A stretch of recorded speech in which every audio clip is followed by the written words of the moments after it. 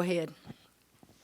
Okay, Kim, just some general comments about the game. I know you probably weren't too pleased with the way y'all finished, but the start was probably out there with some of your better Well, performances. you scored more points in the first quarter than you have all year. Your defensive pressure is outstanding. You're playing against a team that has a kid that's in the top 10 statistically with 3 points. It was an outstanding start. And I did things as a coach that I've been taught not to do. I substituted freely, and in the second half, it bit me. And I'll start with me first, but I'm also going to challenge them. That first group handed them minutes is what they did. That should have been a 40-point victory, and it ends up being a 26 or whatever it is. Understand, people won't understand my frustration right now, but that group, a bunch of them that got minutes, kept turning the ball over, taking bad shots, not guarding anybody. So it's a teaching moment. And I guess it's probably good because we're getting ready to go play two teams that can beat you. And so maybe this is a wake-up call for some of them, or it's a wake-up call for me. Some of them may not see the floor again.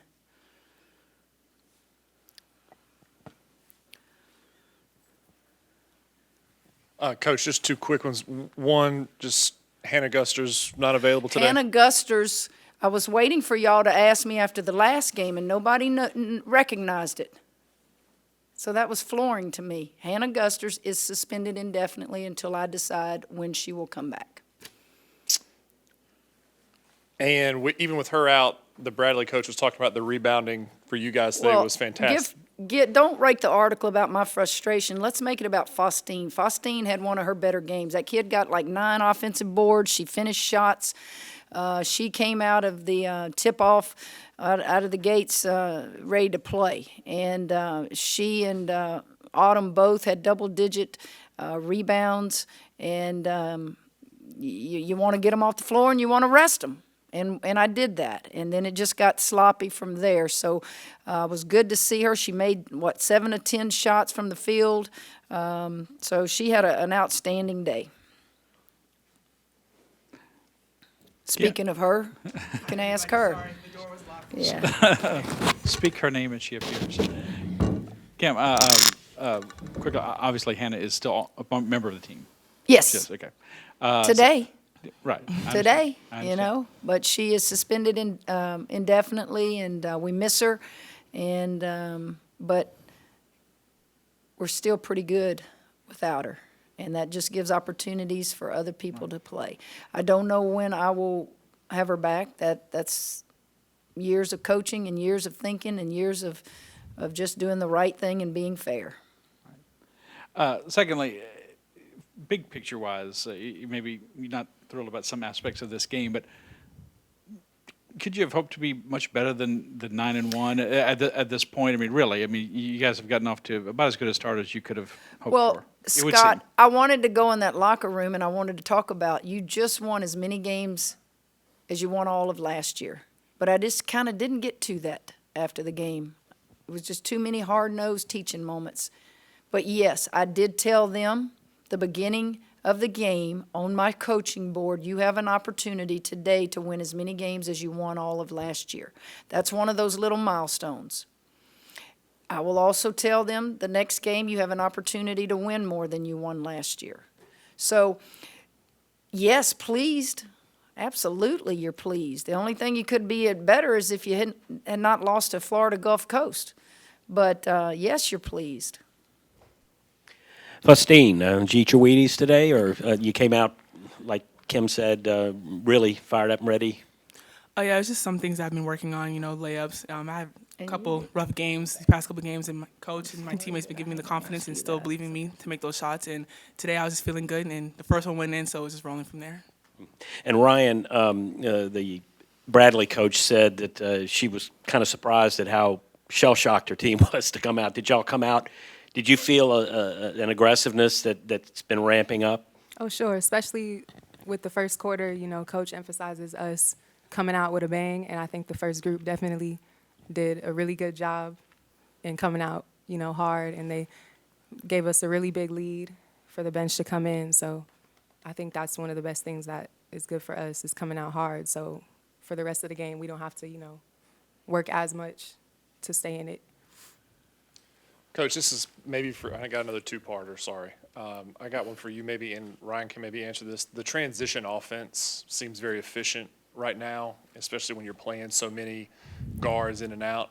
Can you just speak to the evolution of it, how it's so easy to get so fluid and in and out with easy buckets at the end? And the second part is Jalen Cherry. I know you had mentioned she's more comfortable now just as a player.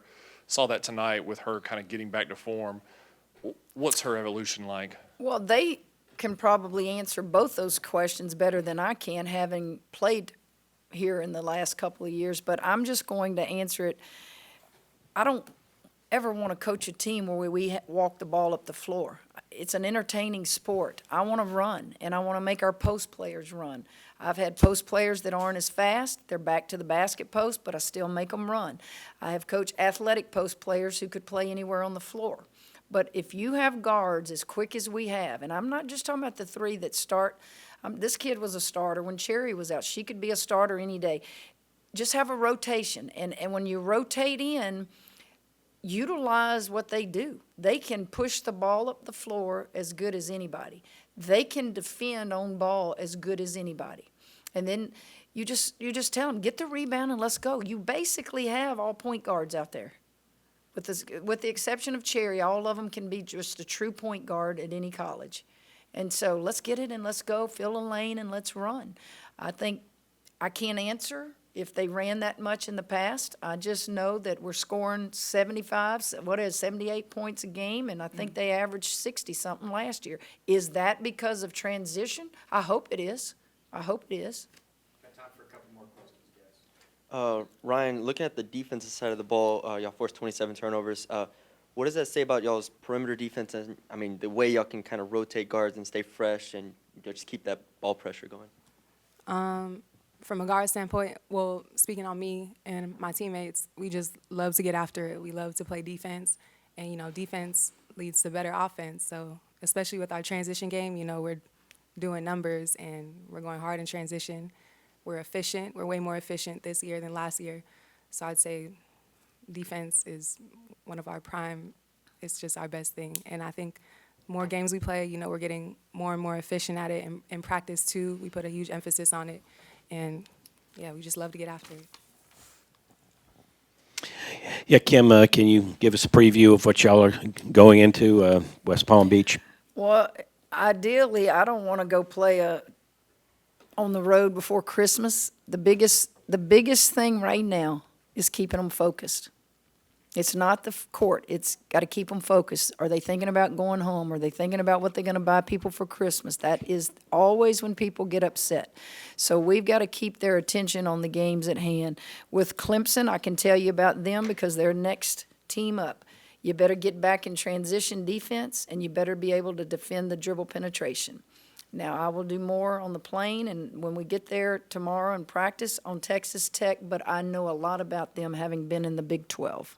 They have one of the good players in the country in Vivian Gray, and she's used her COVID year to come back. She transferred there from Oklahoma State. She's an all-conference, undersized post player, tough as nails, and they have the coach's daughter who runs a point for them, Krista Gerlich's daughter. She has new players, but I just need to watch more film on them, and we'll do our scouting report on them. We've already done it on Clemson. And let me ask, Faustine, how do you feel about going into that based on what y'all have done since you came back from exams? Oh, yeah, I'm feeling pretty good. We're still locked in. We're still focused. I'm making sure of that. Just coming in and going to Florida and just staying prepared. We have two great teams ahead of us, and we just got to stay locked in and do what we need to do to win those games and come back 2-0. All right, thank you, guys. Thank you, guys. Thank you.